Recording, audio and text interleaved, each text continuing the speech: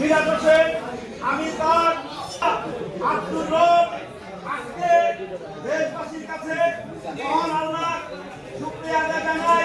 আপনাদের সহযোগিতায় যে রায় ঘোষণা হয়েছে, রায়টা আমরা সাধুবাদ জানাই। কিন্তু দুঃখের বিষয়, আপনার কাছে প্রশ্ন রাখতে চাই, একটা বাবার কাছে ছেলের রোগ, আমার কাছে আমার মিরাজের রোগ।